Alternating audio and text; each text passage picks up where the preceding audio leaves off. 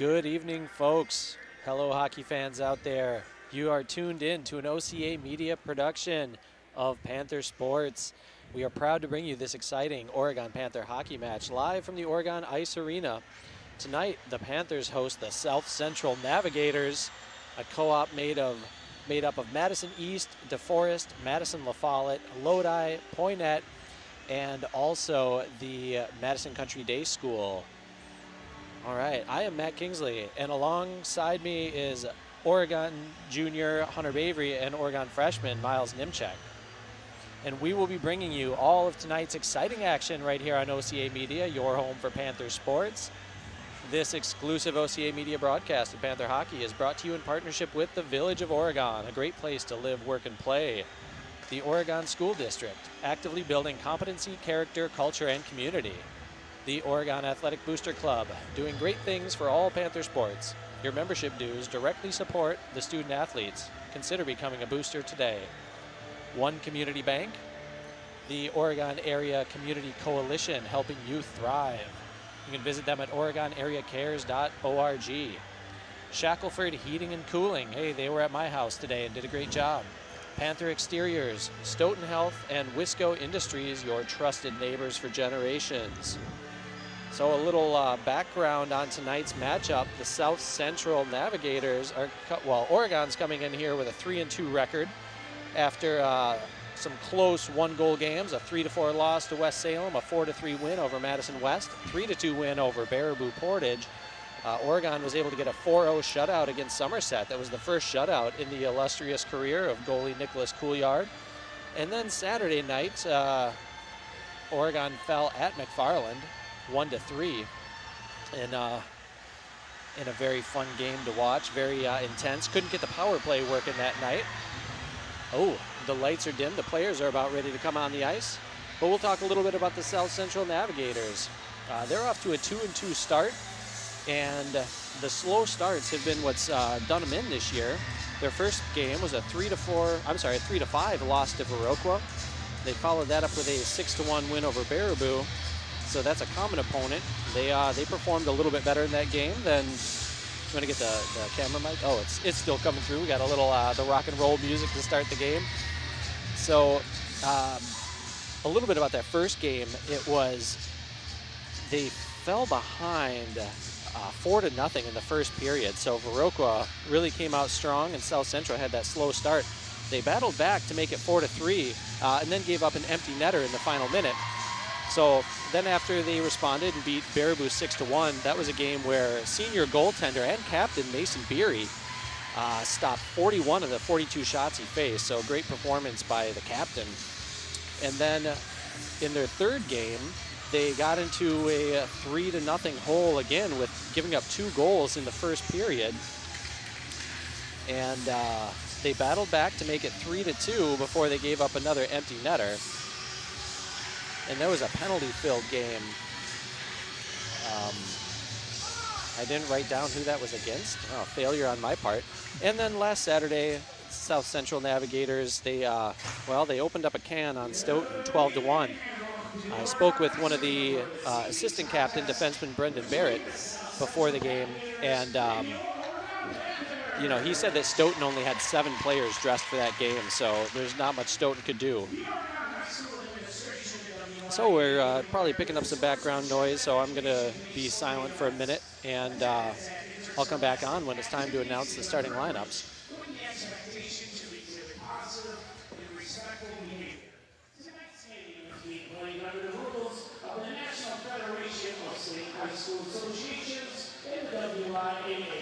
For the enjoyment of all in attendance, the Oregon High School reminds you to be a positive leader on the ice in the stands. And now, let's meet tonight's starting lineups. If they're coming through. First, for the visiting Navigators, in goal number 1, Mason Beery. So as mentioned, starting in net for the South Central Navigators is senior goalie and Wisconsin Junior Stars legend, Mason Beery. You don't often see a goalie as team captain, so that shows the respect that he has amongst his teammates and coaches. The starting defensemen tonight are number 10, Riker Hovland, a freshman from DeForest High School, and Brendan Barrett, number 4, a junior out of DeForest, and Brendan was kind enough to help me out with some pronunciations before the game, so hopefully we'll get all those right. And starting at forwards are number 15, Kyle Thyssen out of La Follette, and a couple of brothers out of Lodi, Nicholas Rentmeister and Jackson Rentmeister, both seniors. And starting tonight for the Oregon Panthers, in goal, Nicholas Couillard, senior, number 29. And the starting defensemen tonight are number 2, sophomore Knut Lee, and number 20, George Karasek, a senior captain. Should mention Nicholas Couillard is an assistant captain for Oregon. The starting forwards tonight for Oregon, number 4, James Shervin. These forwards will all be juniors. Number 15, Desmond Kingsley, and also number 10, Dawson Peterson. There's your starting lineups, and we are going to pause for the national anthem. Oh, yeah, I'll mention the coaches. The South Central Navigators are coached by Brady DeBush, and the Oregon Panthers are coached by Cole Hefty.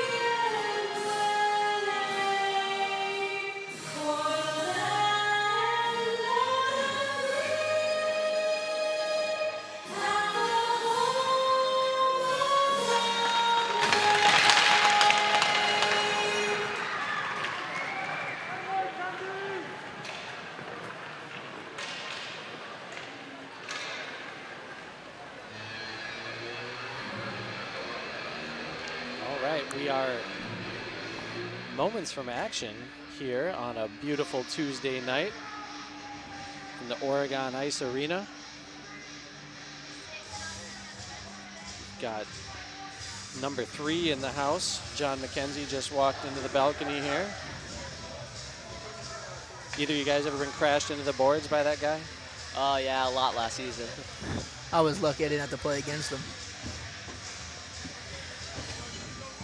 So Miles, while we have you here, you are a freshman. You had some Benham eligibility, and yet you made the decision to play high school. Do I throw you on the spot and ask what went into that decision-making process there? Probably Hunter. Oh. But, I mean, it was mainly just that, I mean, more playing time and just way better experience for going forward in hockey. And what was Hunter's role? He just gave you some advice and told you what high school hockey was all about? Hunter's just a really cool guy. Okay. All right.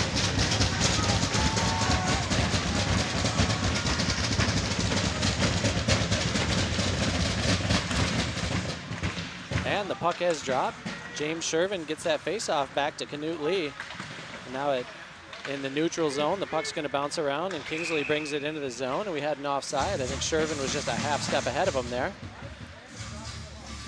And so we have 10 seconds of action gone, 16:50 left in the 17-minute WIAA hockey period. Shervin wins another faceoff. Faceoffs were kind of an issue. There were a couple of faceoffs last Friday or last Saturday rather, in the loss to McFarland that would have been nice to win, but James Shervin off to a hot start. And that pass off Kingsley's stick, he tries to fire it on net, blocked by the defender, Brendan Barrett. Now Kingsley in the corner, battling a battle of the 15s with Kyle Thyssen.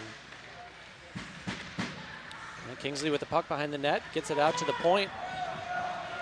There's a hole in Knut Lee's stick. He couldn't handle that one. Now it comes all the way back, but that's all right. George Karasek back to pick it up. 3 defenders put the pressure on Karasek, but he gets the puck out to center ice, and Oregon gets it into the zone briefly, lose possession, and the Navigators are going to see what they can do with it. Dawson Peterson gives that puck a whack down behind the net and allows Oregon to change. 5 new skaters out on the ice. This is the Dish Yakman Tauschik line, along with Trey Zerwick and Jack Klun at defense. I gotta say, Jack Klun's got to win the Warrior Award for the effort he's put forth this year, leading the team in penalty minutes. And you know, if you were to go onto the WisconsinPrepHockey.net website and look at the stats are going to lie to you. Jack should have 2 more goals than what indicates on the website. One's an Oregon miscue that hopefully we can get corrected, but for some reason, They gave a goal to Ethan Dish that should have been Klun from Dish. Should have been the Oregon goal in McFarland last weekend, but oh well. We know who scored that one. So Jack Klun, as a defenseman, has 4 goals through 5 games. He's really been very aggressive offensively. And now Yachman battling with a couple guys in the corner, and Dish comes to help him out, takes that puck away, centering pass. Tauschik turns around with a backhander, save made. Puck goes into the corner, and the Navigators are just going to ice it. Some good hard work there by the Yachman, Dish, and Tauschik line. Tauschik doing what he does best, camps out in front of the net, waits for someone to get him that puck, gets the point-blank shot. Yeah, Oregon did a great job forcing high pressure on the Navigators, forcing them to make a decision, either keeping it in the zone or icing it quick.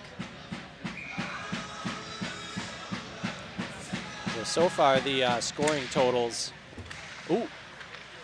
Oregon had almost looked like they had a shot on that faceoff. Canute Lee swings and misses on that slapper from the blue line. Puck comes all the way down, handled by Couillard. He gets it over to Shervin with a man on him. And Oregon's going to have a turnover in the zone, taken away by Liam Biscoe. The puck comes out to Kingsley. Goes off a defender's skate and a shot and a save made by Couillard. There's his first test of the day. Now Dawson Peterson with a shot from center ice. Beery makes the save and drops it for his defenseman. That's Barrett. And now here comes the rush. Biscoe leading the attack. His shot is blocked by Karasak up into the net. And we're going to have a whistle with 13:58 left in the first period, as both teams shuffle skaters in and out of the lineup. Yeah, that was good work by the Navigators, getting an opportunity, an odd man rush, but George just got right in front of it, not allowing any shots on Cooley. Yeah, Karasak has been very effective. A lot of great poke checking that he's done this year. He's forced a lot of turnovers and broken up a lot of scoring opportunities for the opposition. Karasak's another guy that's been a victim of the incorrect stats on the WisconsinPrepHockey.net. He had a beautiful pass that should have been awarded an assist, and for some reason he was missed on the score sheet. But we'll try and get these fixed. I don't know, do players really, how important is it? I'm guessing it's probably pretty important if it's, you know, your only goal or your only assist. You want to see it up there? I mean, yeah, I mean, if it was my first, like, an only goal or assist, I feel like I'd want it, but I mean, it is what it is. Okay. Yeah, I feel like George is definitely happy that they scored the goal. Not too much about whether his name is on the scorecard or not.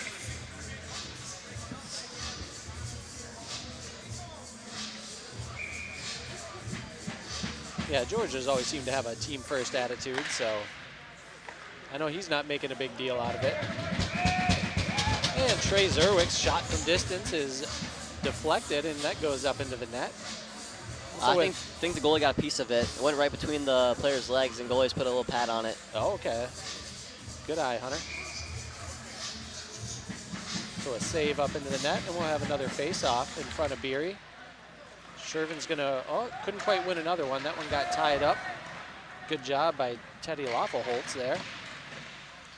Yeah, that's a good work by Trey, keeping the Oregon Panthers inside the offensive zone. And the puck comes around. This one's gonna come on Jack Klun's stick. He makes a fancy spin move. Makes Braxton McGuigan miss. That's probably my favorite name on this team, as cool as Mason Beery is. I got to go with Braxton McGuigan for the all-name team here in the Badger Conference. Had a chance to talk to Braxton a little bit before the game. Seems like a fine young gentleman. And Karasak's going to come back out for Oregon, along with Lee, Yachman, Klun, Dish, and Tauschik. Klun heads to the bench. So far, just rolling through the two lines. There's still no Easton Lindert, so if you're tuning in from Florida to watch Easton play, you know, gonna have to wait another week. Oh, Canute Lee with a big hit. Nice hit there by Canute. Yep, and that was a clean one as well. And South Central able to keep the puck in the zone, but the pass gets past their attacker, and Drew Yachman's going to steal it and race up the boards. He gets past 21, Spencer Kreisinger. Spencer Kreisinger. I'll check my pronunciation guide there. Did a good job to get his stick in there and force Yachman to lose that puck. South Central now gets it out of the zone. And assistant captain Carter Brown whacks it down behind Couillard and allows South Central to change. Race for the puck. South Central's winning that one, but this puck is coming all the way down, and this was off a stick of South Central. This wasn't Oregon icing the puck. Yeah, just an errant pass. Looked like South Central was looking for their point, but couldn't quite get a tape-to-tape pass.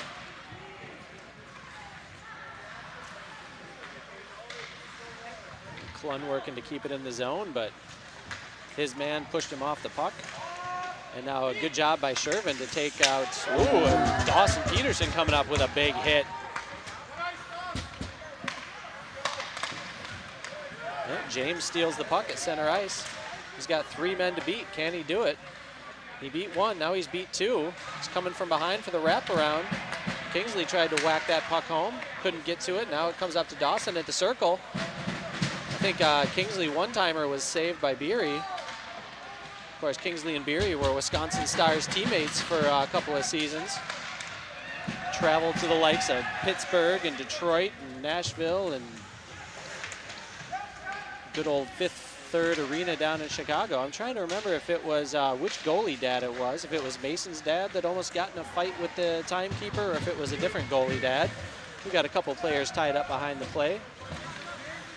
But no funny business, so players get up and separate. The official was right there keeping an eye on things. Tauschik with the puck, brings it back to center ice. Gets it to Tim Grice making an appearance. Grice playing D with George Karasek right now.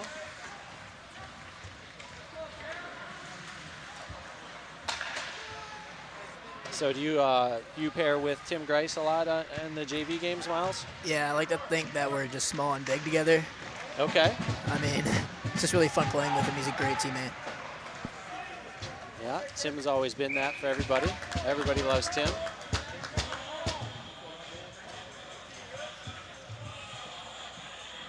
And we're going to have an icing against South Central and a stoppage with 9.5 minutes left in the period.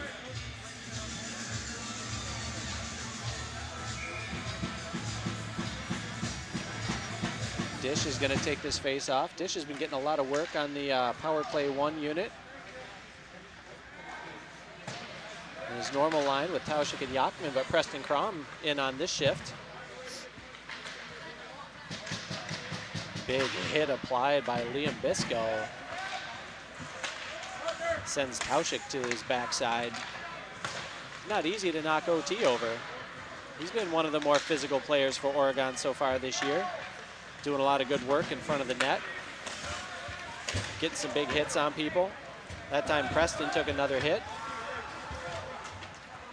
Like Chase Meyer was the hitter on that play. All right, good move by South Central, but Jack Klun jumps in and steals the puck. I don't think that James Shervin was out of the zone all the way yet. Good aggressive defense by Jack to get that puck, but right, sometimes those steals right at the blue line. Not everybody's cleared the zone. And we have another whistle with 8:43 left in the first period here in this OCA Media production of Oregon Panther Hockey. OCA Media, your home for Panther sports. And Peterson sends the puck behind the boards. Kingsley puts a little hit on Jackson Rentmeister.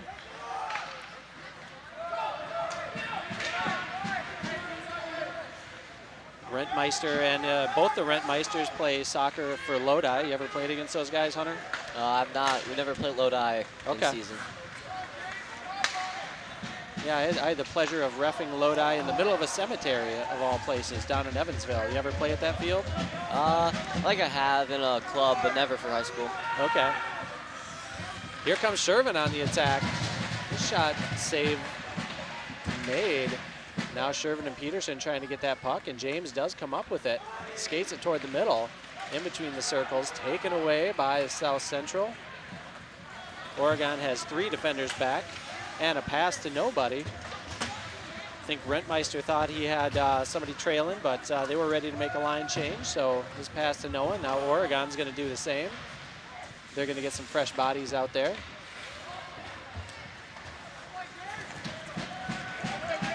So what do you guys think is the ideal?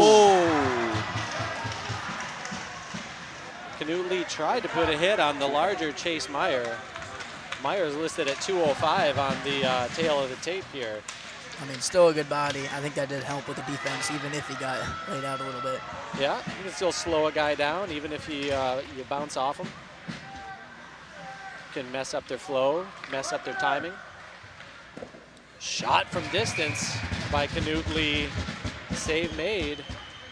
Beery's going to hang on to that one, and we're going to have another whistle with 6:58 left in the first. So I was about to ask you guys, what's a good length of time for a shift? At what point, how long are you typically out there before you're looking to get to the bench? 45 seconds to a minute. Not trying to be out there too long, get too tired. I feel like it's, the same thing on defense, too. I mean, you can push shifts a little longer, but I think that's the best amount of time. All right, Oregon steals that puck. 5 gets a stick on it. Casey Koopman takes it away from Shervin. DiMartino in the game for Oregon. He gets it out to Preston Crom. Crom's going to hit it down to do the old dump and chase. And South Central gets there first and sends the puck up the boards. Desmond Kingsley with another hit to separate South Central from the puck. Now Preston Crom's going to send it down for, well, we're calling that a shot on goal. Beery had to make a save, but a nice easy one. Purpose of that wasn't to score, but was to do a line change. Ooh, Peterson hit from behind, and we're going to have our first penalty of the game. This is going to be on Teddy Loffelholtz. It's a trip, is the call. Right at the blue line as Dawson was trying to make a play offensively. You hit a guy in the back and send him to the ice. Most of the time the officials notice that, and in this case they decided to send Loffelholtz to the box. He's another guy with some size, 6'2", 194. And his name pops up. If you look at the box scores for South Central, you'll see some goals and assists for Teddy. Everybody was getting in on the action against Stoughton earlier over the weekend.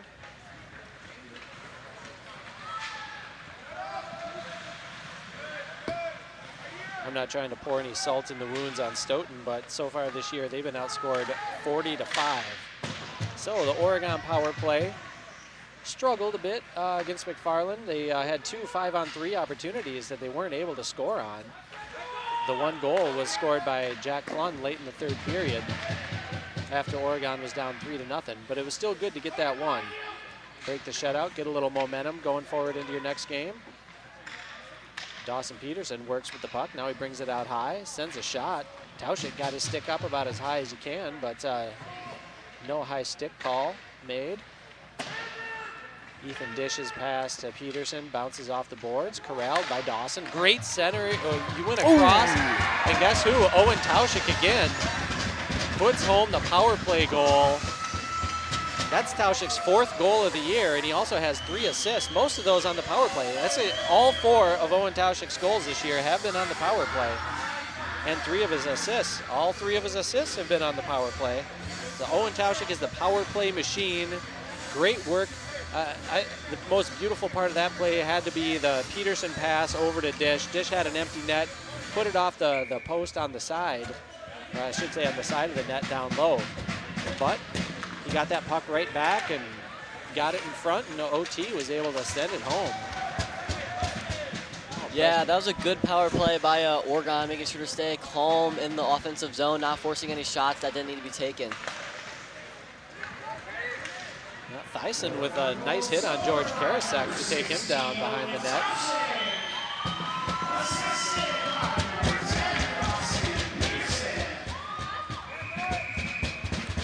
Oh, they're not giving they didn't announce an assist for Ethan Dish, even though he was the last one to touch it before Tauschik put it home.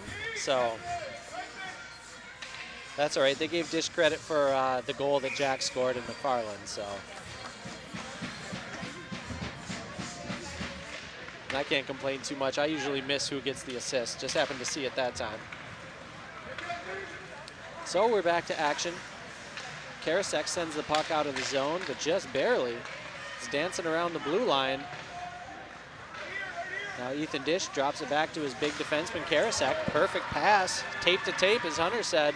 Right back to Dish. He's looking for Tauschik. Tauschik gets a shot, save made by Beery. Yeah, that was a good 3-on-2 opportunity for Oregon. Made sure to get some sort of action on the net. Yeah, just get OT coming at the goalie. That's been effective. Of course, the most effective offense so far for Oregon is James Shervin. 6 goals and 2 assists. He's leading the way there. Dawson Peterson, coming into tonight, was second on the team in scoring with 7 points, 1 goal and 6 assists. And Beery makes a save and covers that one up. 4 minutes exactly remaining in the first period. And unofficially, Jack Klun and OT came into the game with 6 points each. 4 goals and 2 assists for Klun, although, as I mentioned earlier, only 2 of those are accurately recorded in the official stats. We'll try and get that changed for Jack. I think he's more than earned it. All right, this Shervin with a great pass. Kingsley had a great chance there to put that one in and get hit the first goal of his career. And a little bit hasty, or rather a little bit slow for Kingsley to get out of the zone, and didn't quite have the timing with Karasek. Karasek brought it in, and we have an offside call. Oregon's going to send out 5 fresh bodies.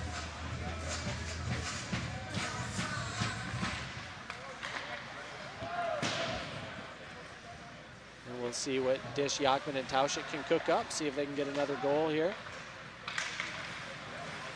Jack Klun, he's looking, but he decides to make the pass down to Yachman, just inches ahead of his stick. South Central's going to take it away. Good work by Trey Zerwick to steal that pass as South Central was looking to exit the zone. It's coming back out to the point. Tauschik back there to fill in for Zerwick. Pass bounces off Zerwick's leg. Both teams possess briefly. OT comes in. Tauschik steals that puck.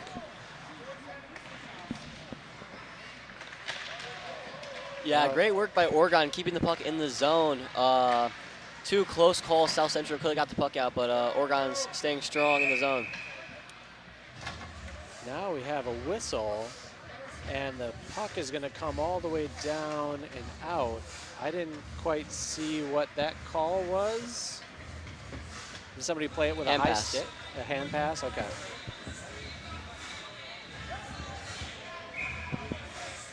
So, Oregon was doing a great job of keeping it in the zone, but the hand pass is going to send it down, and we're going to have a face-off in front of Coolyard. Shervin's been doing a great job on the face-offs tonight. Now he has the puck. Gets it out to Peterson and out of the zone.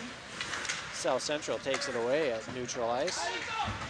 Peterson banging into Teddy Lawful-Holtz. And Jack Klun's got that puck behind the net. Does a fancy move to leave Teddy in the dust. Both teams fighting for it out by the neutral zone and center ice. All the way back down. Jack's pass to Preston went a little bit long. Nice glove save by Cooley. It's good to get that, let your goalie get tested there, but you never want to turn it over in the zone and give somebody that kind of a shot.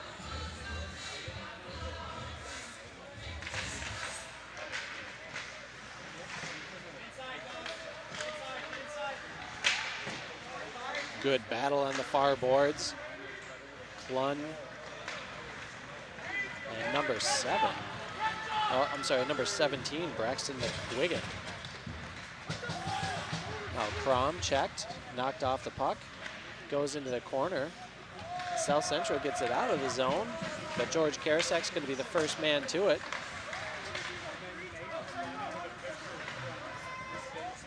South Central's going to send it down off Couillard's blockers there. South Central going to work behind the net. Nicholas Rentmeister on the attack.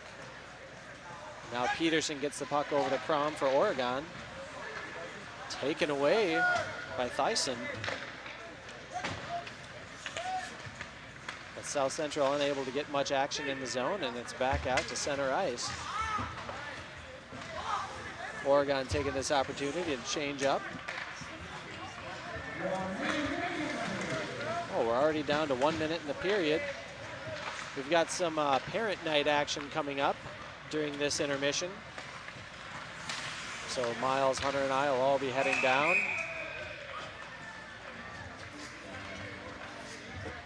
So what is it tonight? You guys have roses to give to your moms for parent night?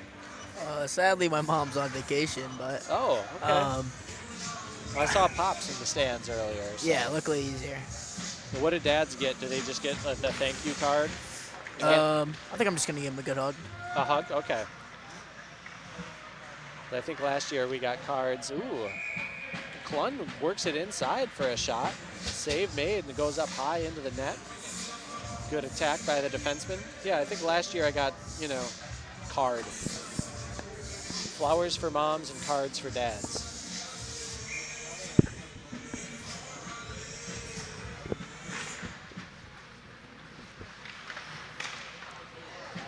Good redirect attempt by Dish. Goes wide on a beautiful pass from Klund. Now Trey Zerwick keeps it in the zone. Dumps it down. It's going to be taken away by South Central. And they have a shot here. Gavin Childs. Ooh, great stick lift by Trey there. Yeah. Klund and Zerwick were in pursuit. And the good defense was able to force Childs to give up that puck. We got 3 seconds, so this should be the end of the period. And after one, it's the Oregon Panthers 1 and the South Central Navigators 0 in this hard-fought first period. Oregon's looking pretty sharp. I think if they get any more power plays, they're going to be able to capitalize. Power plays looking good tonight. All right.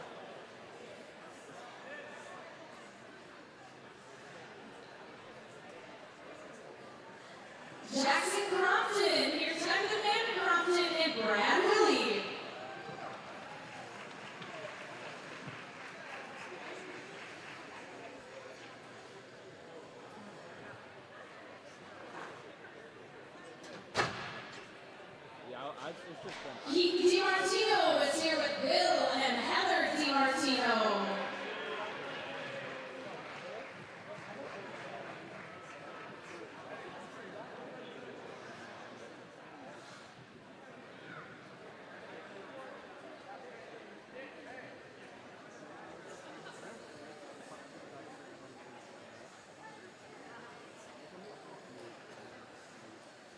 Ethan Dish is here tonight with Eric and Allison Dish.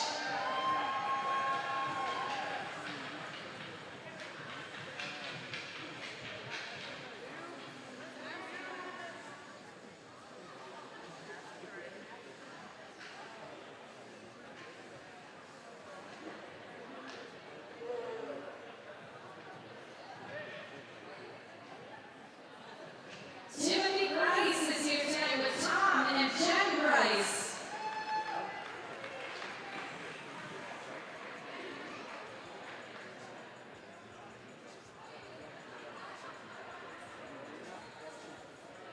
Andrew Yakman, parents are Mike Yakman and Lori Yakman.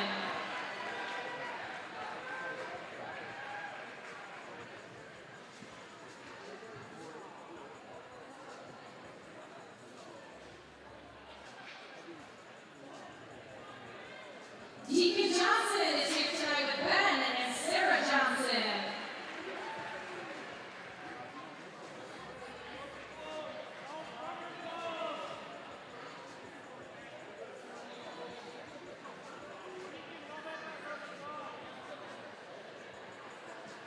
George Karasak, parents are Kirk and Mary Karasak.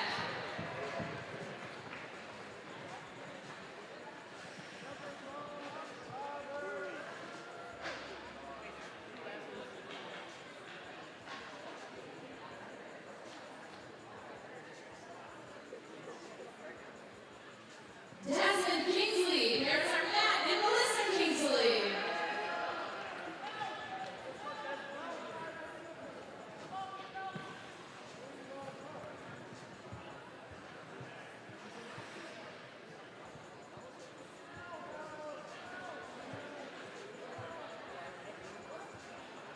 Preston Grom, parents are Chris and Lindsay Grom.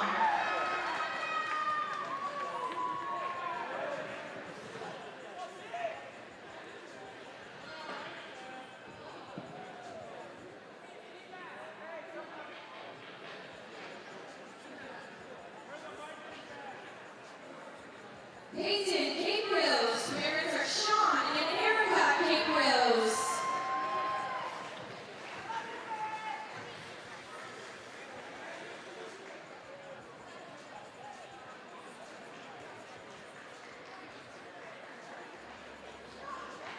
New Lee, parents are Jensley and Anna Texan.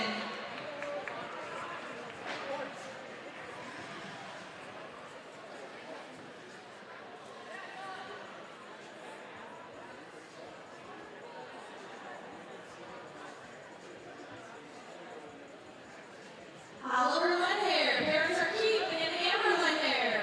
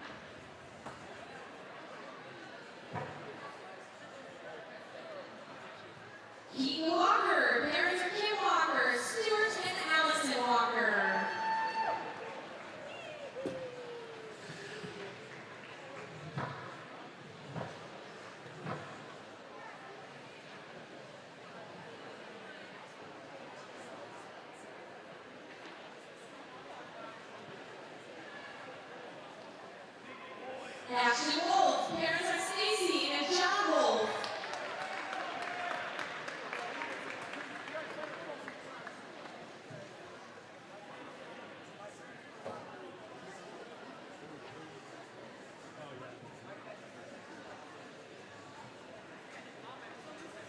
Sherry Zerwick. Parents are Jason and Jesse Zerwick.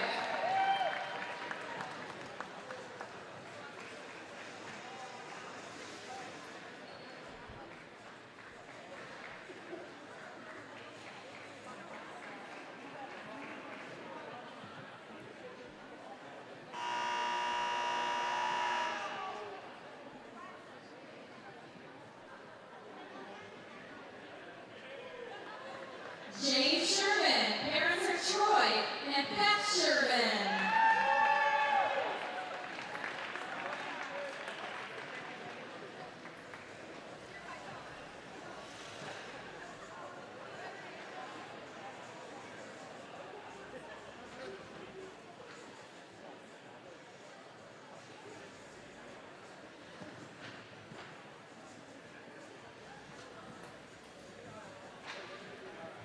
And our four wonderful managers, we have Ava Donaldson. Parent is Larry Donaldson.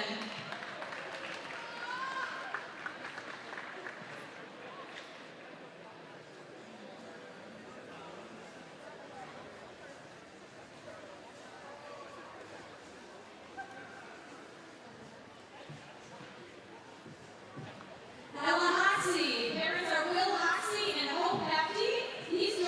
She is joined tonight by her brother, Cole Hefty.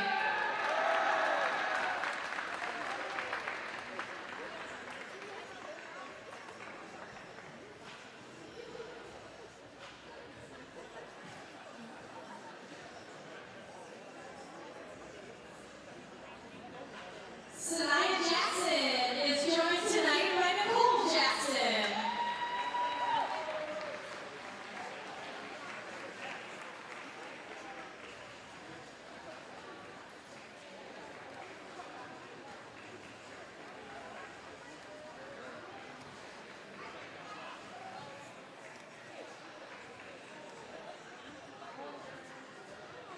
And patiently waiting is Abby Leatherberry. Parents are Jason and Stacy Leatherberry.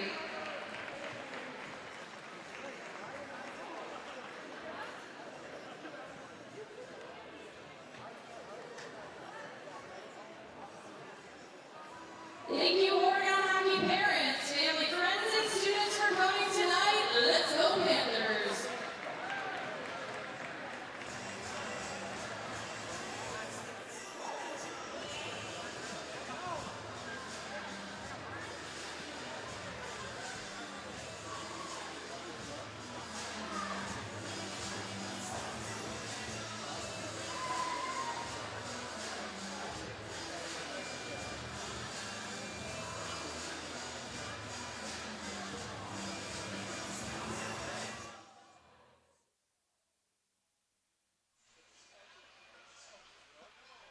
All right, hello, folks. It's Matt Kingsley back with the OCA Media broadcast of Oregon Panther hockey. And we're a little bit of a delay tonight just because it was Parents' Night. So the parents of all the players and team managers were honored. The moms got some beautiful flowers, and the dads got some cards. I actually got a very thoughtful and well-written card, so that's good. I could easily give my kid a hard time. In past years, cards were, thanks, Mom and Dad, you guys are nice. But this year there was a lot of good stuff. So we'll see who we have back for the second and third period. We had Hunter Bavery and Miles Nimchak joining me for the first period. I know Miles is heading out after this.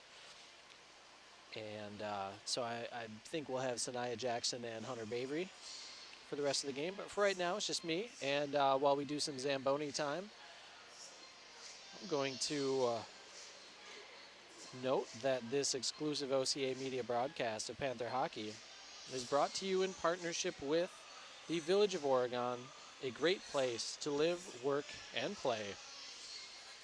The Oregon School District, actively building competency, character, culture, and community. The Oregon Athletic Booster Club, doing great things for all Panther sports. Your membership dues directly support our student athletes. Consider becoming a booster today. One Community Bank, Feel Good Banking. The Oregon Area Community Coalition, helping youth thrive. Visit us at OregonAreaCares.org.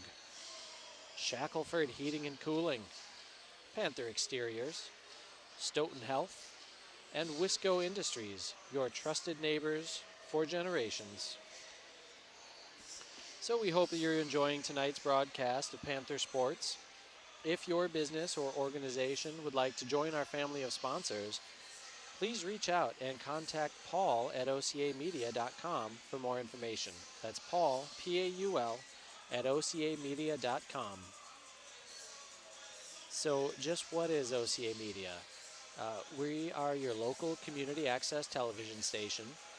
Right now, you can watch us on Charter or TDS if you have either of those. And we also live stream numerous events on YouTube. So when it comes to community access television, think of PBS, but on a local level. So each year, OCA Media streams hundreds of local events and original programming. And if you're watching this on YouTube right now, we encourage you to click that subscribe button and make sure that you get notified when we stream live Panther sporting events. And pretty much every Panther sporting event, home event, is covered by OCA Media. And that adds up. And that adds up to over 400 events streamed by OCA Media in the past year. A lot of those are sports, but there's all kinds of other community activities and events that are streamed. And OCA Media is a nonprofit organization, so we rely on the generous financial support of our local business partners. So again, we encourage you to think about joining and supporting OCA Media, your home for Panther sports and everything Oregon. And it's not just covering the local events that are happening or the local sports events that are happening. OCA Media also creates original programming just for the people here in Oregon. So subscribe to the YouTube channel and you'll get more than just the sports. OCA Media does reach thousands of viewers with programs like this. So last count had over 3,700 YouTube subscribers. So once you join that family, and let OCA Media be your local source for information and entertainment.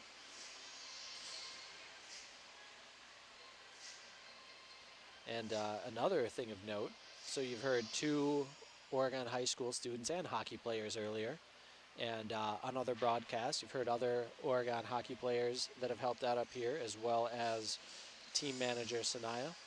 So OCA Media gives these great opportunities to these students, either through volunteering or some positions are paid positions, such as I believe our camera operators. And every game I've been to, it's been all students doing the filming. Even on Friday night when we had 1, 2, 3 cameras rolling. So thank you to all the students that contribute and help make these OCA Media productions possible. So as noted, it's just the home games here in Oregon. And there'll be 2 home games next week on Tuesday. Oh, I don't have the schedule in front of me, but we definitely have a home game next Tuesday, which will be the next broadcast of Panther hockey. And if you want a little more Panther hockey action, you could head out to the Hartmeyer Ice Arena over there by the old Oscar Mayer in Madison, Wisconsin, just about 10 miles up the road, where the Panthers will take on the Monona Grove Silver Eagles at Hartmeyer on Friday night. The varsity game is at 7:30 and the junior varsity game is at 5:30. And I believe it is youth night there. it was some special night there. I think it was youth night, and the Monona Grove Band was going to be there performing. And for anybody who was at the game at Hartmeyer last year, you know that there was a lot of action, and not all of it was hockey related. There was plenty of extracurriculars. There were rowdy fans. At least one fan got kicked out. So, you know, we would encourage all of our listeners to be on your best behavior and not throw things onto the ice or anything that sets a bad example for your fellow fans and students and, you know, reflects poorly on your community. There were also some... Hey.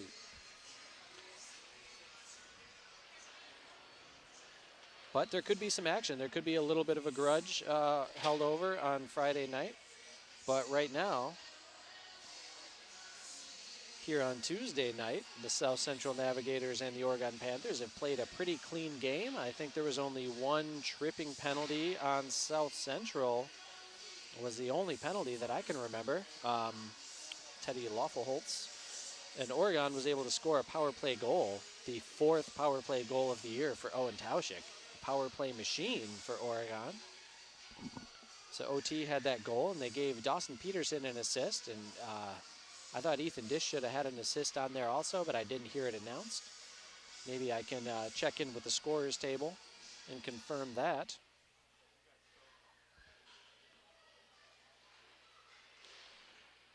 And the Zamboni has completed its work, and Sanaya and Ava are setting the nets on their posts.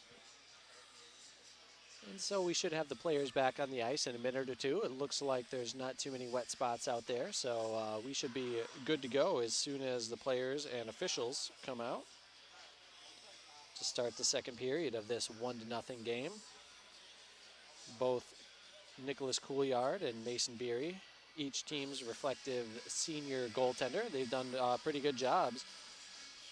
I think Oregon's done a good job in front of Beery, moving the puck back and forth and creating some open net opportunities. I think it was Shervin had a nice centering pass to Kingsley that he wasn't able to put in the net. And Peterson had a nice cross the crease pass, rather, to Ethan Dish that he wasn't able to initially put in, but he was able to get it to Owen Tauschik, where Tauschik hammered it home.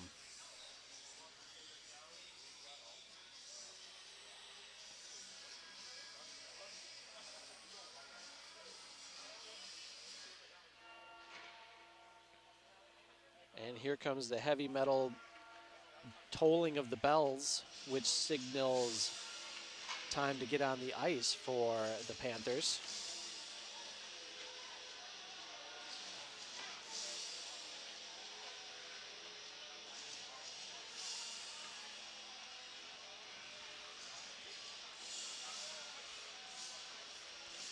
And both teams have made their way on the ice.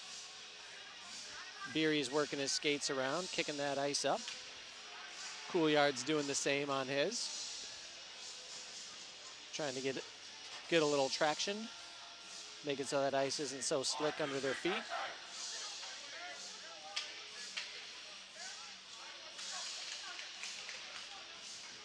So Oregon's going to send the same 5 starters out that they did in the first period. Forwards Peterson, Shervin, and Kingsley, and defensemen Lee and Karasek.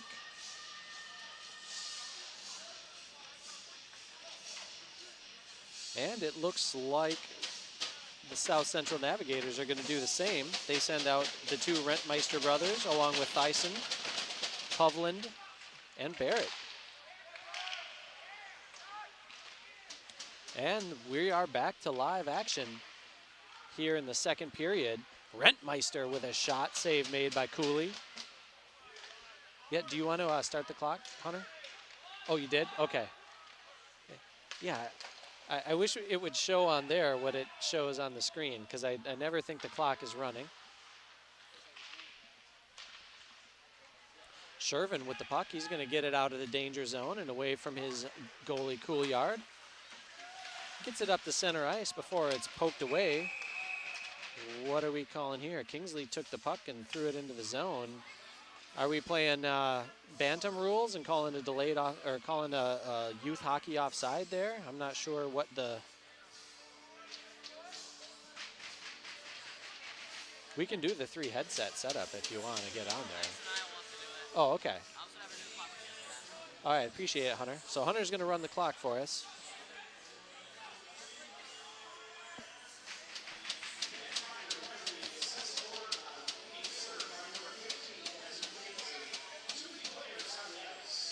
Oh, it was a too many men on the ice penalty.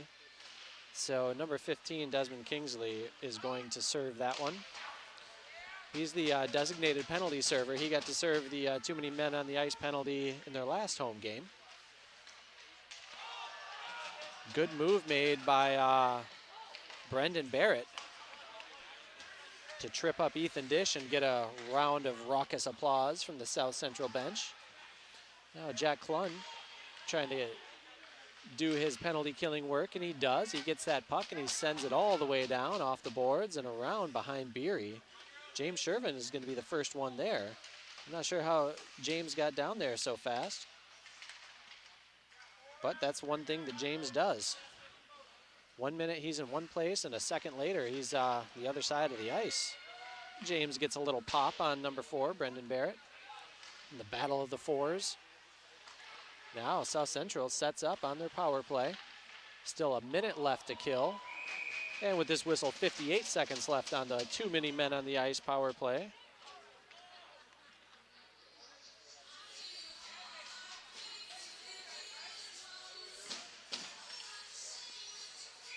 So Kingsley would be up there in the penalty minutes leaders if he would get credit for these too many men penalties, but I don't think that's the way it works. So as it stands, Jack Klun will have 12, if you look online, 12 penalty minutes to lead the team, but it should actually be 14. There's a mystery penalty in the box score of the first game, but that was a head contact by Klun. Drew Yachman, second on the team in penalty minutes at 7. Dawson Peterson giving chase, forcing Beery to quickly play that puck to 25. And with the, let's see, I think this one. Why don't you give us a say hello to everybody, Sanaya? Hello. All right, we've got the right mic set up.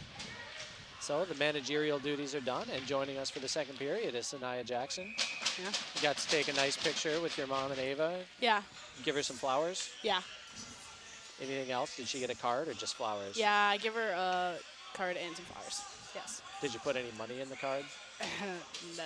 Yeah, I didn't get any money in my card either. Dang. I probably should have. It's okay. Yeah, that's all right. The holidays are coming up. Yeah. You can get your mom something special for that. Ooh, good quick wrister by Brendan Barrett. Glove save made by Couillard. 7 seconds left on the power play for South Central.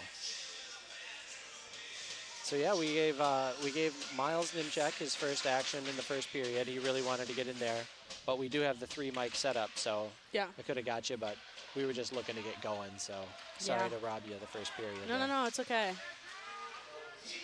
And Kingsley comes out of the box and immediately touches the puck, fires it down into the zone, and he's going to skate over to the bench, and Tauschik's going to fill in for him to go on his line with Yachman and Dish.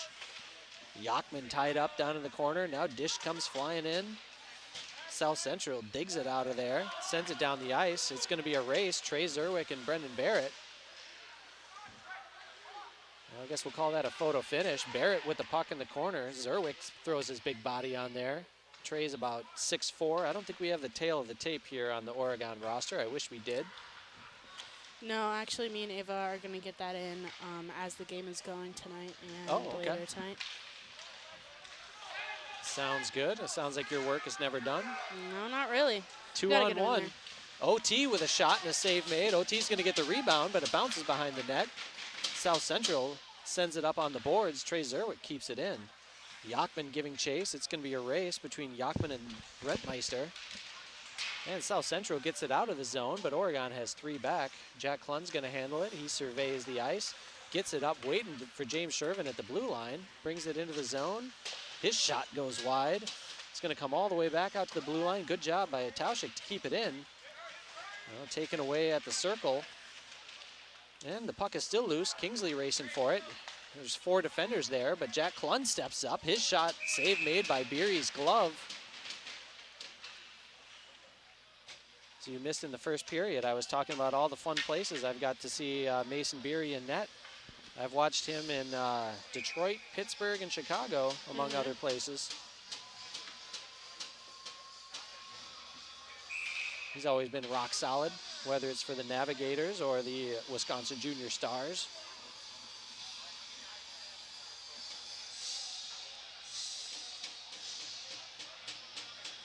With old Coach Coletti, we'll see one of those Coletti boys when we play Edgewood later in the year.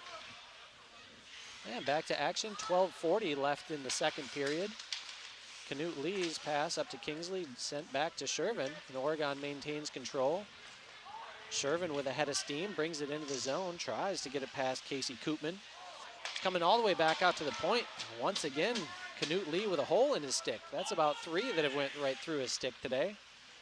Maybe he's got to get some new tape on there or some wax. What do you think it is? What does Knut got to do here?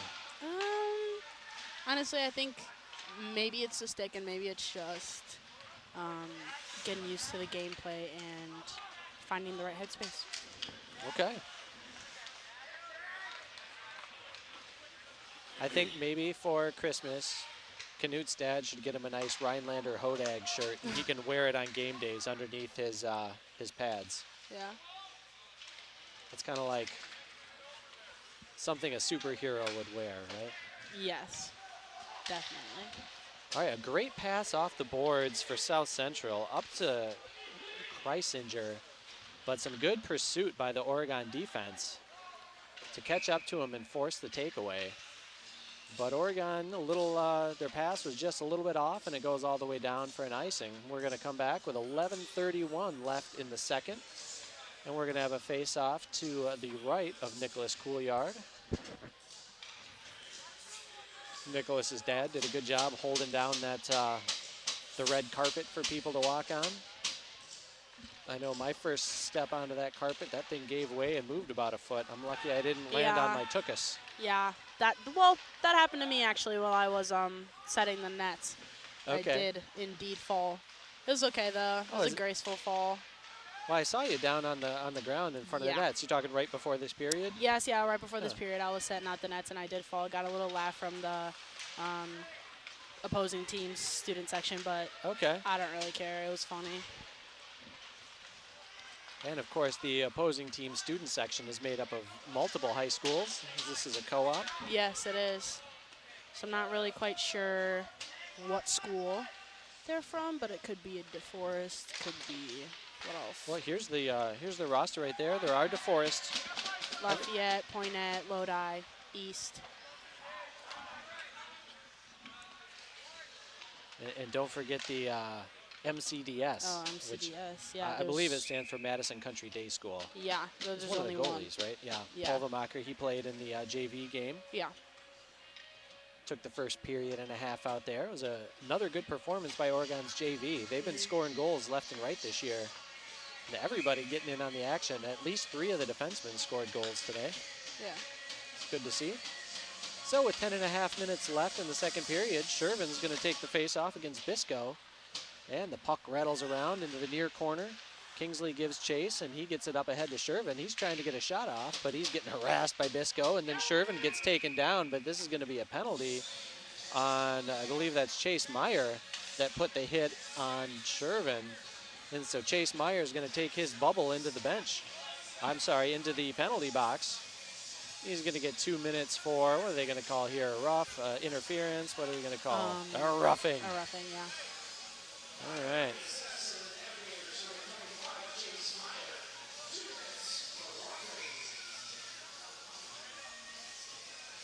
Well, there's always that urge to put a hit on somebody, and in that case, that drew him the penalty.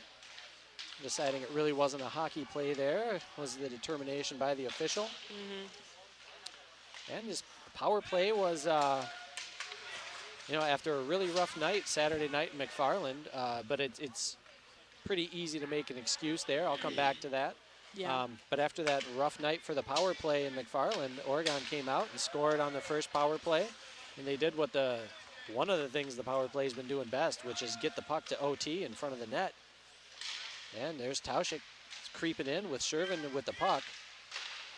He gets it over to Dish for a one-timer, comes behind the net. Peterson looking for a teammate. He puts it back to the point. Jack Klun lets it rip. Some good interference by Tauschik, but Mason Beery wasn't fooled. He let the puck come right into his glove. Yeah, and I think about Saturday night that the game in McFarland, and McFarland was victorious 3-1, and they won the trophy there that these teams battle for. Yeah. But I have to think that Oregon, having played Friday night, having played a really good Somerset team and just played amazing defense, played hard, got the shutout in a 4-0 win, that they might have been gassed because I think McFarland only had 2 games all year that they played, and they hadn't played since Tuesday. And I think that they played Stoughton. Yeah, which is, yeah. I mean, Stoughton's a really shorthanded team. When South Central played Stoughton, they beat them 12-1 because Stoughton only had 7 players. Yeah. They had a couple kids that were out sick. I think normally they have 9. And I mean, it's hard to even play peewees with only 9 guys. And then when you talk about high school, when these hits are big time and you have to skate like your life depends on it on every shift, or you're going to be left in the dust. One shot goes up into the net, and we're going to have a whistle with 8:43. I mean, that's so much to ask. I don't know. I mean, I'm looking forward to when Oregon heads to Stoughton on January 10th, just because I like to see Oregon score lots of goals. But yikes, I certainly do feel for Stoughton. Yeah. Yeah, it's hard. It's hard, especially when you're working with only so many players. I think that it's even hard on our first and second line when they're constantly going in and out and in and out and not really getting a break. Yeah. I can't imagine what it feels like to quite literally be skating the whole game. Yeah, and I've certainly seen teams that have had to do that. I know that my kid's been on teams that have played games with less than 10 for the whole game, and it is so hard. And the older you are, the higher level it is, the more difficult, obviously, it becomes. And, JV has had to do that a lot this year, of only having 9 guys in the third period. But hopefully Stoughton can hang in there. And, this is all hearsay, but I heard that Stoughton didn't want a co-op this year because they've got a good group up and coming. So they might have some better numbers in the future. So they don't want to start a co-op now when they think they'll be able to field a full team in the future. Yeah. And that shot goes a little bit wide. DiMartino out there giving chase. Good hustle by Keaton to get that puck and knock it out of the zone, but South Central brings it right back in. Good centering pass, but Lee and Karasek were there on defense to prevent the shot. Now, James Shervin with the puck, but he can't go in the zone because DiMartino was down there along with Peterson. Big hit. James sends Kyle Thyssen to the ice. And the defensemen are going to work the puck out. And now they get it out to DiMartino. Beautiful pass to Peterson. Man falls down. 1 man to beat for Dawson. He gets spun off to some good defense there eventually by Spencer Kreisinger. Him and Dawson are exchanging some words, and the official comes in there to separate the two. You never know with Dawson. He has so many friends on so many teams. You never know if it's the good words or the bad words flying around on the ice. Exactly. Dawson's a good kid. He's usually good words. So there's a couple times I've heard and seen Dawson have a little bit of a temper on the ice. And at the end of the day, hockey will bring it out of you because you just want to win. Absolutely. And I think Dawson was one of the players that I heard exhibit some frustration on Saturday night against McFarland, but you can't win them all. And I think I'm very happy with that win over Somerset. So Jack Klun's going to head into the box. He got his, they're calling an interference on him. He got his gloves up in the chest of somebody and knocked him over. I don't know, was that McGuigan he knocked over? I'm not I think quite sure. it was. I can't see. Oh, you can lose that chair and stand up. It's a lot easier to see. You can sit in the easy chair after the game and relax. Oh, it's a school night, isn't it? Actually, no. I have to get on an airplane tomorrow at 7 in the morning, which means I have to get up at around 4:30, and I'm not the most excited to get up that early to get on an airplane. But then again, I'm getting on an airplane, so. Where are you going? I am going to Phoenix, Arizona. Oh, it's a lot better weather down there than it is up here right Honestly, not really. What? It's probably maybe 20 degrees warmer. now. Oh, that's it, huh? Yeah, it's Okay. it's not all that warm. It's not like Florida warm at this Okay. time. I just know the last time I flew into Phoenix, my plane landed like a minute before midnight. It was 11:57 or something. The captain comes on. Oh, welcome to Phoenix Sky Harbor Airport. The local time, 11:57, and the local temperature, 99 degrees. Yeah, absolutely not. But you probably won in the summer, though. I think it was September or October, yeah. Yeah. Good Still time. in their summer months-ish. Good time to do some hiking. So what are you going down to Phoenix for? I have some dance things to do down there. Okay, So I'm going down with my duet partner. sweet. So a competition of some sort down It's a convention. We just Convention? got invited to do some work down there, so there? Okay. yeah. Well, they do have In-N-Out Burger in Phoenix if you're looking to get one of those.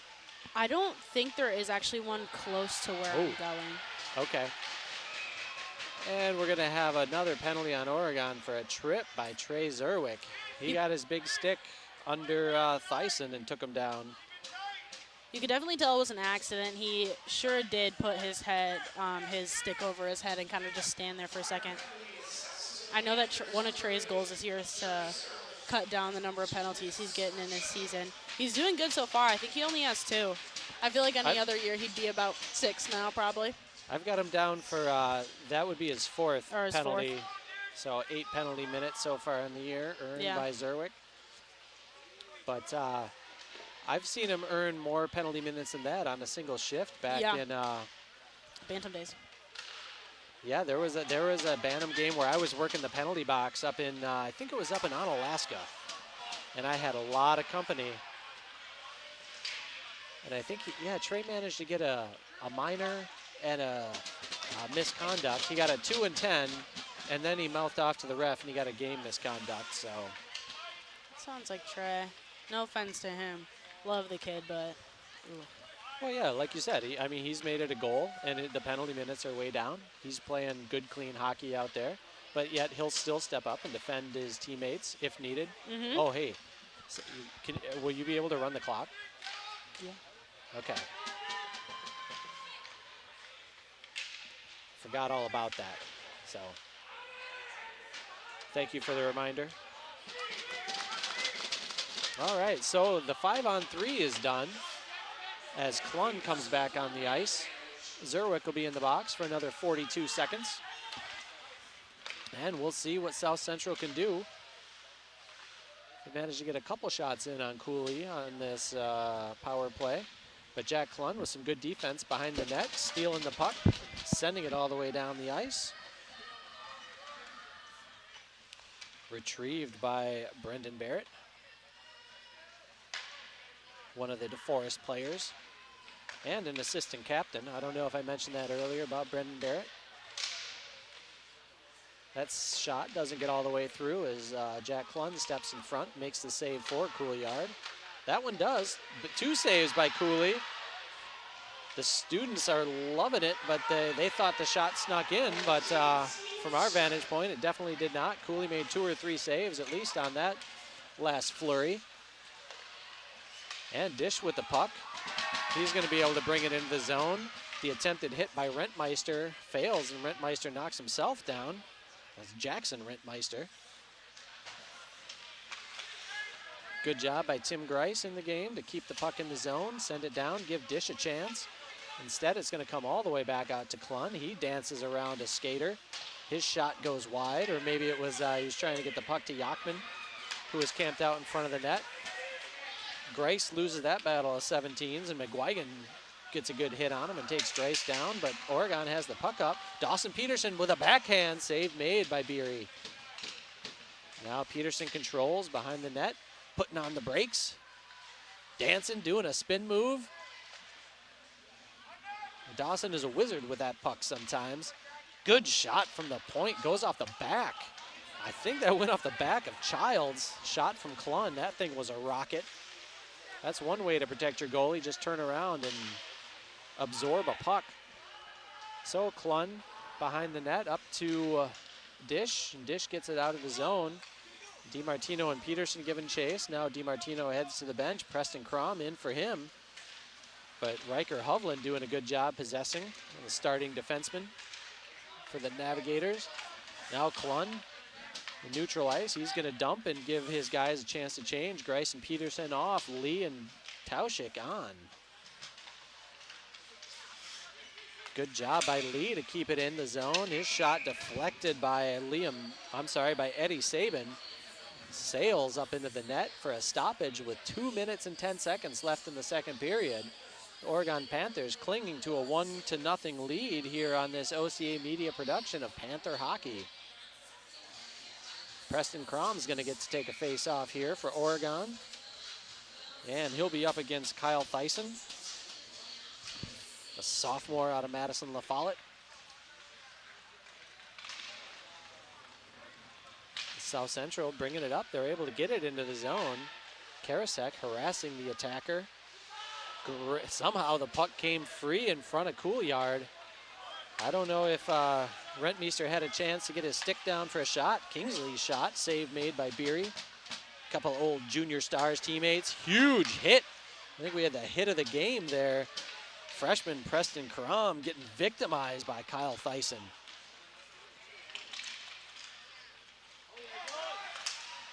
But Preston Crom showing no ill effects after that big hit. He's still skating hard and fast out there. Oh, Oregon trying to get something going in the corner. Tauschik trying to get that puck from Kreisinger.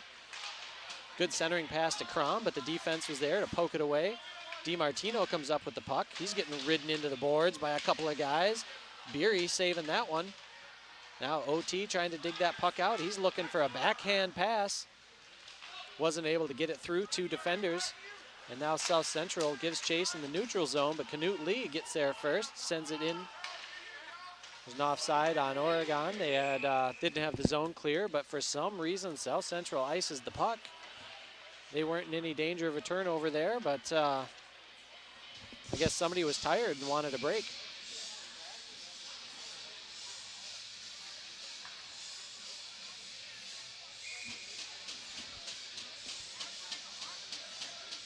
So, Sanaya, are you going to have any free time down in Phoenix, or is it all going to be strictly business? I get there tomorrow morning, so I'll have a little bit of free time during the afternoon and night, but I do have to get to bed early Wednesday night because I do have to, unfortunately, get up at, like, 6:30. But it's okay because we're going on a dance, and I'm excited. All right. Well, when I had some free time down in Phoenix, I did some hiking. Great save from Trey, actually, on the net. It did make it behind Cooley, but Trey was in there ready to send it back out. Good work by the Oregon defensemen. We've seen a lot of guys throwing their bodies in front of the net to help out their goalies here tonight. Beery makes that save look easy. Holds the puck, hands it to the official. 7 seconds left in the period. Oregon will have a face-off in front of Beery. And if they are able to win this face-off, they might be able to get a quick shot off, and anything can happen. Preston Crom's going to take this one against Liam Bisco. Freshman against a junior. And it goes over the boards, and the South Central is going to get it out of the zone. And the time is going to expire, and we're going to go into the third period with Oregon leading 1-0. So we'll be back in about 12 minutes for the second period. Okay.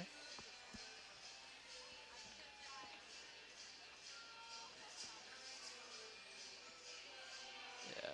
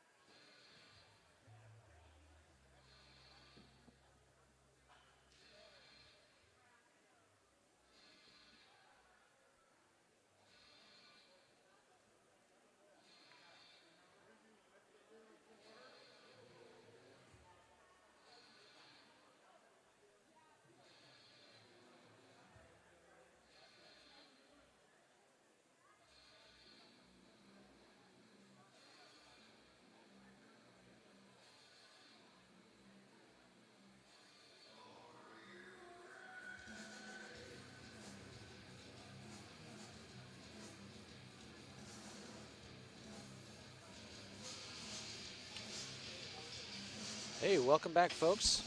We're just over a minute away from the third period here at the Oregon Ice Arena, where the Panthers have a 1-0 lead over the South Central Navigators. Oregon definitely out shooting the Navigators tonight. And once again, Mason Beery, the outstanding senior goaltender for the Navigators and team captain, is seeing a lot of shots. He's got 27 saves through the first two periods, 17 in the first, 10 in the second. For Couillard, he's got 12 through two periods, 4 saves in the first and 8 in the second period. Both teams will be even strength when we start the third. It's been a largely penalty-free game. We've had a tripping and a roughing against South Central, and the Oregon power plays went 1 for 2. And we've had a too many men penalty, as well as a trip against Oregon, and and a rough. So South Central had a 5-on-3 opportunity in the second period and unable to cash in. Oregon knows that feeling well after squandering a couple of 5-on-3s against McFarland last week. Oregon 3-2 so far this year, and the Navigators 2-2. And the officials are back out on the ice, and here comes Oregon. Couillard heading straight to his net.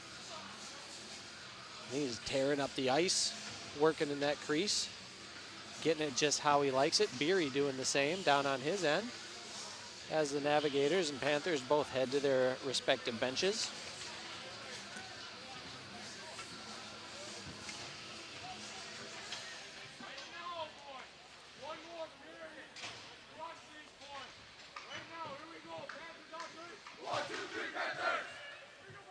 I think it was George Karasek leading the speech this time, or maybe it was Trey Zerwick. One of the upperclassmen defensemen there, getting Oregon fired up. I heard less screaming and no F-bombs or any questionable language, which made me think maybe it was George giving the speech tonight. Karasek, a senior captain, wearing number 20. He's out there with Knut Lee. Dawson Peterson, James Shervin, and Desmond Kingsley are the forwards for Oregon, and here's Shervin with the puck. He's trying to go through 4 guys, unable to. Dawson Peterson right behind him to scoop up that puck. Desmond Kingsley coming over to battle for it in the corner. Oh, hey. And the clock, you see, is going to be about 18 seconds behind because I'm not very good at pushing the start button on the clock. So instead, I'll just talk about hockey here. As South Central, they're going to have an opportunity 3-on-2 as they come up the ice. A shot goes high over the net, and somebody lost their stick. Knut Lee, he's stickless. James Shervin helps out from his center position. Bounces the puck off the boards a little too far for Desmond Kingsley. Comes back to Karasek for Oregon. He goes across the red line, and he's going to skate it in. Once again, we're seeing a defenseman for Oregon lead the attack. We've seen a lot of that this year, whether it's Karasek, Zerwick, or Klun. Now Oregon's changed their lines, and Tauschik and Dish are out there chasing the puck. It's going to come to Drew Yachman, who tips it back to Karasek, bangs it off the boards, back to Yachman. He's going to work behind the net, back to Dish, looking for somebody out in front. Defense comes, so he gathers, works it back behind the net to Yachman. Battle on the far side boards. Yachman and Barrett. And now Tauschik comes in to help out. Yachman trying to get that puck off his skate and onto his stick. Great centering pass to Tauschik. His shot blocked. Number 10 got a body in there for South Central. Riker Hovland. But Oregon kept up. Good work for the Dish, Yachman, Tauschik line. And Ethan Dish with another goal is going to lead the handshake line. That's a big goal, putting Oregon up 2-0. And that line is rewarded for their hard work. They get to sit on the bench, soak in the glory. All right.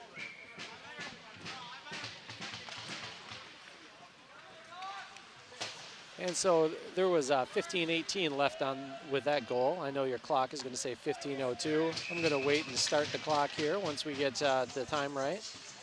Actually, I'm going to be a man of many hats here today. So 15:09 left in the third period. We should get an announcement on the assists on the goal for Dish, but I would expect Tauschik and Yakman could both have earned one there.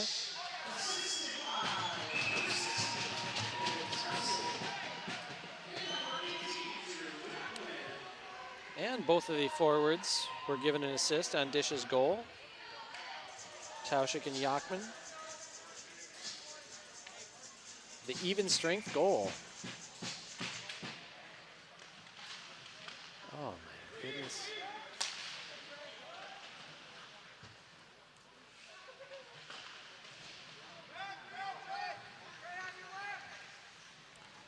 Here comes South Central into the zone. Wicked shot goes wide by Gavin Childs. Now a battle on the far side boards. Who's that? Jack Clun working from the ice. He gets hooked and thrown down, and Oregon's going to have a power play coming up. That's about as easy of a hooking call as you're ever going to see. The offending navigator is number 2, Liam Bisco, and he got his stick wrapped around the chest of Jack Clun and spun him around and right down.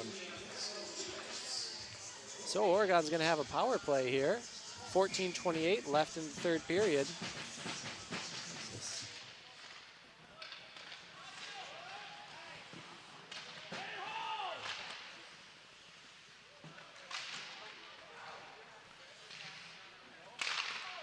Karasek winds up and rips a rocket. Save made. Karasek's going to get his own rebound, puts it into Beery's chest. Another save made. And we're going to have a whistle. The puck bounced up and got a piece of the net. So we're going to have a face-off here. Oregon's going to swap out a couple of bodies.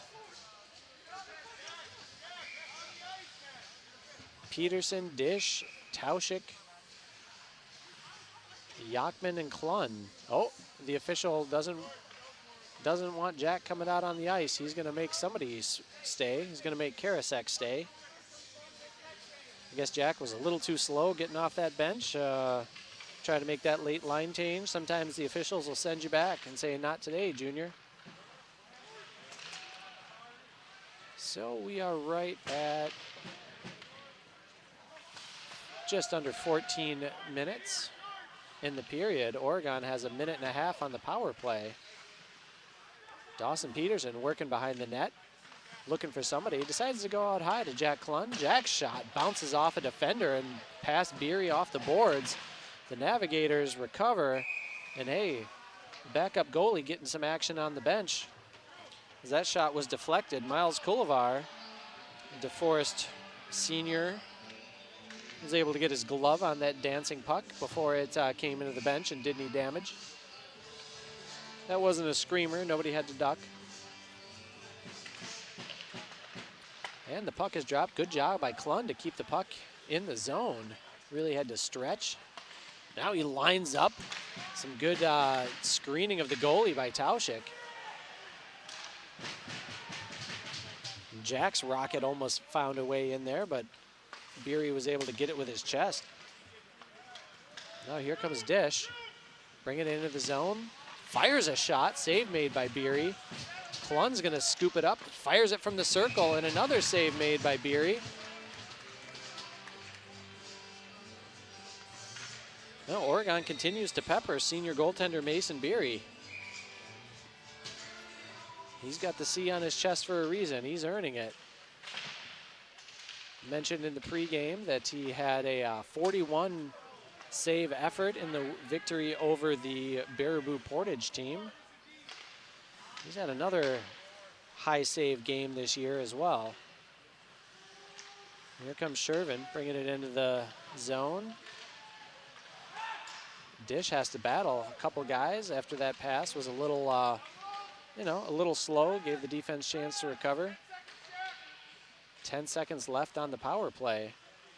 Oregon trying to get one more good shot. It comes out high to Jack Clun. He works it down to Dish at the circle. Kick to the far side boards by Beery. Clun recovers, rips a shot that's blocked, and it bounces up into the net.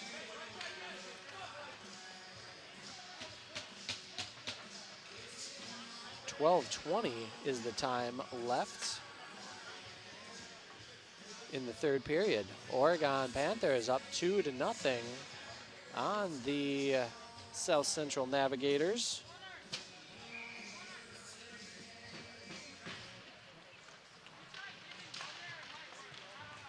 And South Central bringing it up. Rentmeister met by Karasek, with DiMartino trailing. Now DiMartino is going to be the first one to the puck, gets it out of the zone for Oregon. South Central working it all the way back. Assistant captain Brendan Barrett plays it forward, but his pass is a little hot. Oregon's going to take it away. Good move to pass it off the boards to himself by Yachman, but the second defender comes to help out. And South Central dumps it down low. George Karasek gets it out of the zone. Now the puck works over to the far side to Drew Yachman. The Panthers are in their white with orange and black. Yachman hit from behind into the boards, and there's going to be at least a minor penalty on that one. Save made. Beery makes a stick save, bounces up high into the net, and so we're going to have a hit from behind on Yachman. We'll see what the officials signal. Yachman hit somebody, and somebody hit him back, but they hit him when his back was turned, and I don't think he even had the puck at the time, so the officials are going to have a discussion here with 11:26 left in the third, trying to figure out if it's a major or a minor penalty, I'm guessing. I think these great officials that we get here in Dane County, I think they do a good job communicating with each other, and they're doing it right now. They're going to open the door to give a good explanation to the scorekeeper. And Mr. Crom's going to write it down, and Mr. Klun's going to put some numbers up on the board once they get the final word from the official.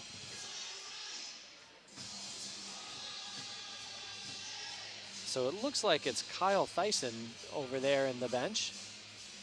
And based on his reaction, I think he just heard something he doesn't like.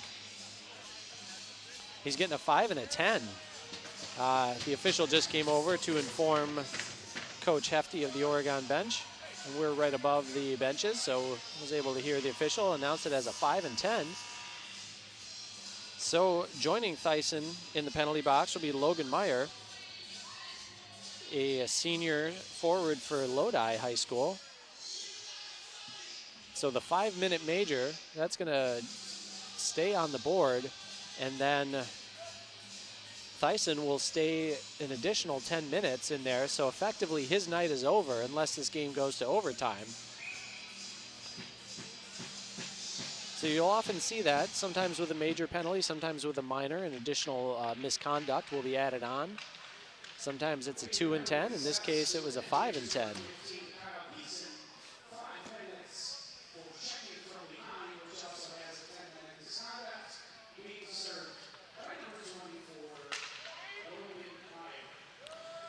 So the 5-minute major was for checking from behind.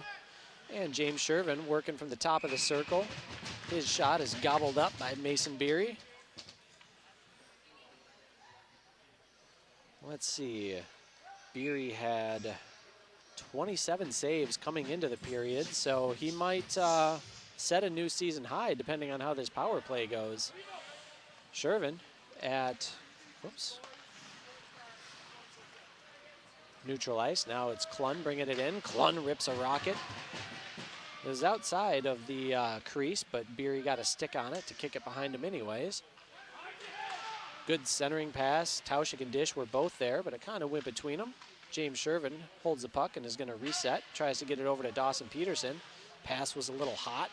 Now 3 guys are swarming Carter Brown. Take the puck away from him. Dish out high, looking to work with the puck. He skates it down to the circle, gets it behind the net, where Peterson surveys. Great pass over to Shervin. One-timer is wide. Jack Klun with a spin move. He gets the puck down to Peterson. Peterson skates it into the circle, out high to Shervin. Shervin rips a shot that's wide. I think that Casey Koopman got his stick on that one to deflect it wide. Klun's going to let it fly again, and this one gets all the way into Beery. I'm not sure if Tauschik was able to get a stick on that to redirect, but either way, Beery was up to the task. Another great save by Mason Beery. He's earning his C tonight. Hopefully Mason will get something, some nice healthy sub sandwich or something after the game. Well earned. And now the power play 2 unit is out. Karasek and Zerwick on the blue line with Kingsley, Yachman, and Preston Crom. Karasek's shot from distance, saved by Beery. Kept in the zone by Zerwick. Desmond Kingsley does the backhand off the boards to Trey Zerwick. Zerwick steps up, save made off Beery's pads. The middle's wide open. Trey's got to go back and defend 2 guys, and he decides to take one out with a big hit, and he's going to go to the penalty box. You know, he hit. I think Coach Ethan Carls had something to say to Trey on that one. I couldn't quite hear all the instructions, but Trey's going to head into the box, and we're going to do 4-on-4 for a little bit. Captain George Karasek over there to get an explanation, probably saying, hey, ref, that looked like a good, clean hit to me. He had the puck. What's Trey supposed to do? You know, normally you can hit a guy with the puck, but in this case, I think they're calling a charging. The ref's back was to me, but it looked like he was given the charging signal.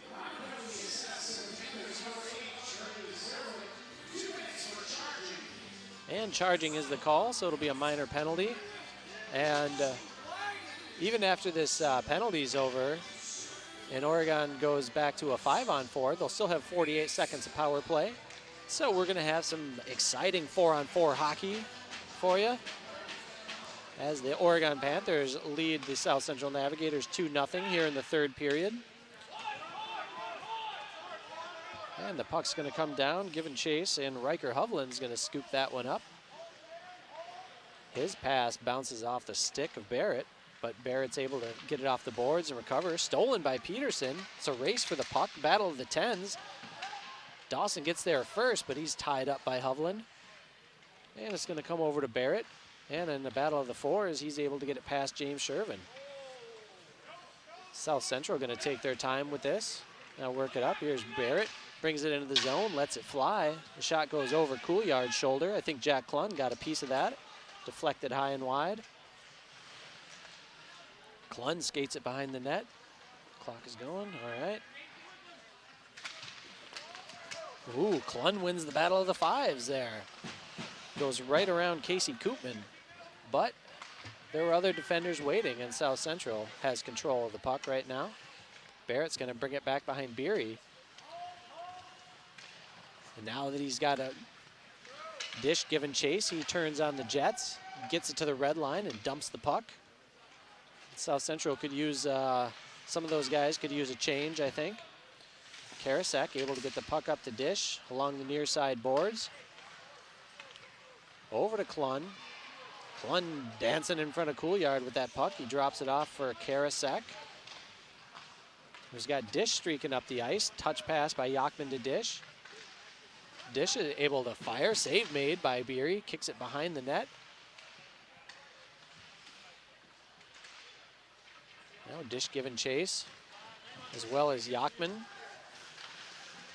But Kreisinger is able to get it out of the zone and dump it down. The Navigators get some fresh bodies out there. The penalty on Zerwick is over. Oregon with a power play now for about 45 seconds. And South Central takes advantage of that and just sends it down into the zone. When you're short-handed, there's no icing against you. Karasek leading the charge. His shot goes wide. Tauschik and Lee race to keep that puck in the zone, but the Navigators able to clear. And it's going to come all the way down. Tauschik's going to handle behind his own net. Nice pass up the board to Kingsley. He's got 3 defenders, so he's just going to dump it down and around and let Preston Crom give chase. He's got Tauschik behind him, but instead Crom takes the puck, skates it in. A couple defenders were right there protecting their net. All right, the 5-minute penalty is over. Of course, with the misconduct, Thyssen will still be in the box for the remainder of this, remainder of the 3rd period and a chunk of overtime if we have it. But it's 5-on-5 hockey. Jack Klun putting a hit on somebody in the corner. Rentmeister. And now Klun hits the deck, as does Rentmeister. They both get up. Shot comes into Cooley. I don't think Couliard knew where that puck was, but it came right into his bread basket and fell down in front of him. And a whistle is blown with 5:52.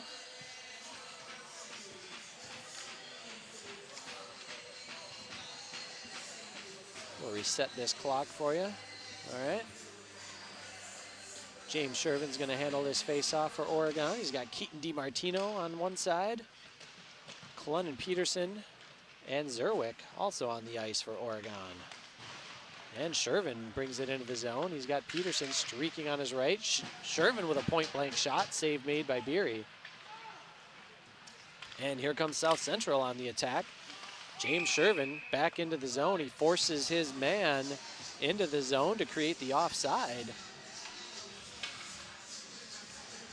5.5 minutes left in this one here in this OCA Media production of Panther hockey.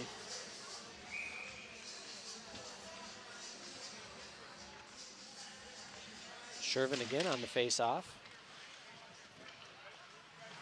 But South Central wins that one. Kind of a slow, lazy pass intercepted by Shervin.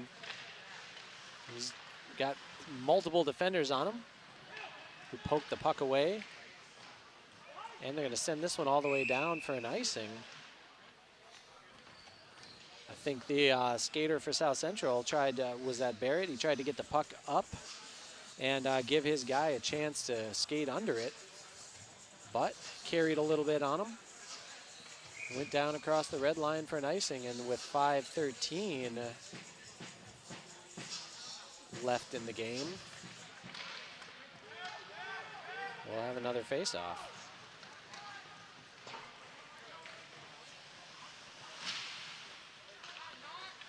Good job by Knut Lee to chase that puck down and get it out of the zone. Tauschik sends it over to Yachman as they cross the blue line at the same time. Yachman's shot from distance is saved by Beery. And the rebound attempt is Beery's going to gobble that up before anybody can get a good rebound shot off. Hey, just want to remind you that this OCA Media production is brought to you with the help of our broadcast partners, such as the Village of Oregon, a great place to live, work, and play. And of course, the Oregon School District, actively building competency, character, culture, and community. All right, we've got about 4:40 left in this one. Yachman with a spin move and a shot right in front of Beery, save made. It comes back out high to Karasek. But good job by Lawful-Holtz to skate in there and get the puck out of the zone. It's going to come around for Cooley. He puts a stick on it for Knut Lee. Up ahead to Yachman. Nice pass, tape to tape. But taken away at center ice. Lawful-Holtz in on that action. Lawful-Holtz with a big hit on Knut Lee behind the net, but Lee stays on his skates and continues to apply some defensive pressure. Now he decides to just get revenge and push down the closest guy. That was Barrett, Brendan Barrett. He doesn't mind. Barrett just heads over to the bench. Business as usual. And the puck's in the near corner. Shervin digs it over to Karasek. George queuing it up. Sends a pass to Dawson Peterson. Nice pass from Yachman to Shervin on a breakaway. Save made by Beery. Great pass. Yachman saw the streaking Shervin, put it right on his stick, gave him a chance.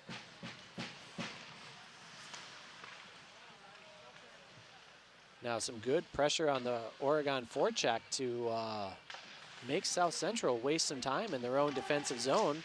But here they come. They've got a 2-on-1 opportunity. Oh, never mind. Shervin, he's fast. He's back. Shot goes wide. Dawson Peterson, the first person to it. From up to Shervin and now up to Desmond Kingsley. Kingsley locks and loads and puts it right into the glove of Beery. Another save made, but I think if you're Oregon, you are happy with this. You're running some time. You got the puck down. You got to face off in the attacking zone with 2:49 left in the third. Dish Tauschik Yachman line comes out along with Tim Grice and Trey Zerwick at defense. And there's Yachman, hands the puck off to Dish, taken away momentarily, but Dish and Yachman work the puck down. Yachman shot from distance, kicked behind the net by Beery. Dish, the first person there. Now Tauschik giving chase, is going to come out high to Tim Grice. Grice unloads a shot, and then he gets drilled. Oh, and I forgot start the clock. No big deal. 2:31 is the time. You know, Tim Grice, the 5th defenseman on this team, doesn't get a whole lot of shots, and that time he was absolutely abused for taking that shot. But that's all right. Tim Grice is tough. Starting offensive lineman on the Oregon Panther football team. And of course, those games are also streamed on OCA Media. Now Oregon working in front of the net. It's going to be taken away by South Central. Chase Meyer brings the puck out of the zone, but George Karasek quickly back in. Although there was a player in there ahead of him, so we're going to have an offside. 2:12 left in the third period. So additional sponsors of OCA Media include the Oregon Athletic Booster Club, doing great things for all Panther sports. Your membership dues directly support our student athletes. Consider becoming a booster today. Now in that amazing Oregon victory, well, last second basketball victory over Stoughton about a week or so ago, I only had time to see one play in the gym on a quick break from my Snack Shack duties, and it was Boosters president, the child of the Oregon Boosters president, made an amazing basket. Mason driving through the big guys and laying it in with style. That was good to see.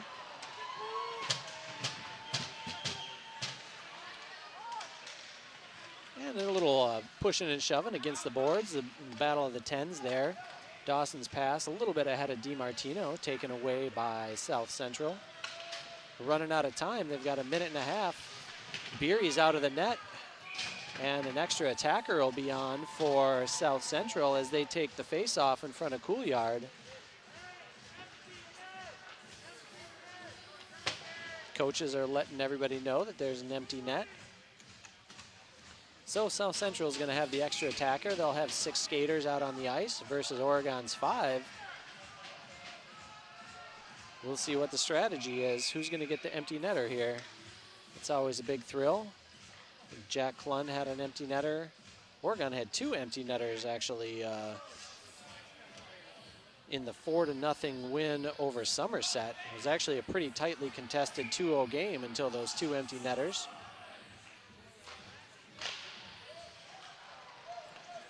And that puck's going to come all the way down, and there'll be a whistle for icing. That one was along the boards. It wasn't anywhere near the net. Just trying to get that face off and get it out of the zone was the thought there.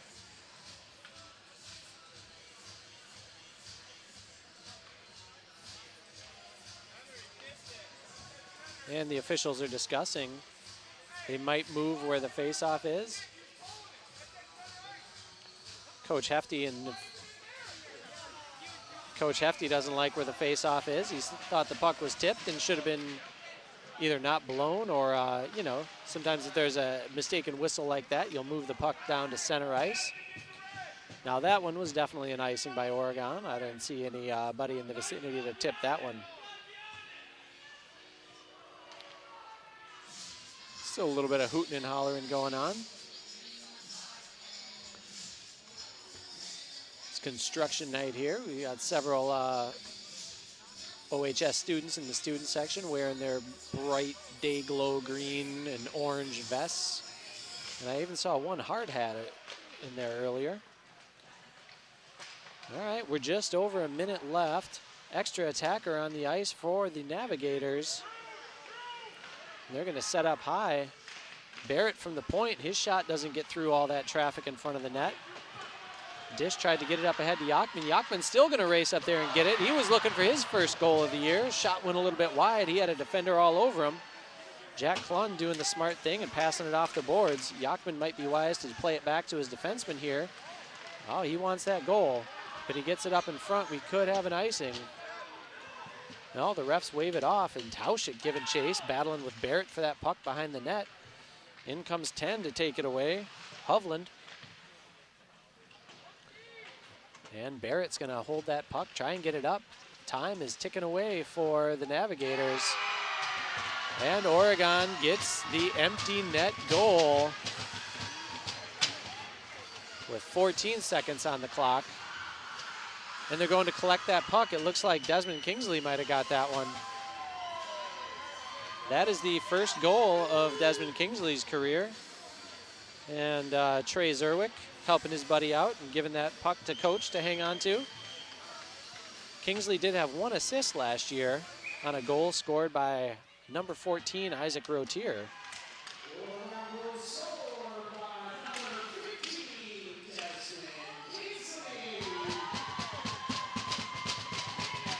And a nice cheer goes up for Desmond on his first goal. And that's ball game, folks. Another shutout for Nicholas Couillard, 2 of his last 3 games. And I just want to make sure I give a heads up to all the rest of our great sponsors here at OCA Media, such as One Community Bank, Feel Good Banking, the Oregon Area Community Coalition, helping youth thrive, Shackelford Heating and Cooling, Panther Exteriors, Stoughton Health, and Wisco Industries, your trusted neighbors for generations. As the teams shake hands, our final tonight from the Oregon Ice Arena, the Oregon Panthers 3, the South Central Navigators 0. Great game and a lot of saves for Mason Beery. And even better performance in a shutout for Nicholas Couillard. Thank you for tuning in, and we'll be here next Tuesday night with our next home game. And remember, Friday night, you're looking for some fun, come on down to Hartmeyer Arena. JV at 5:30, varsity at 7. And you never know, there might be some fireworks like there were last year. All right, take care, everybody.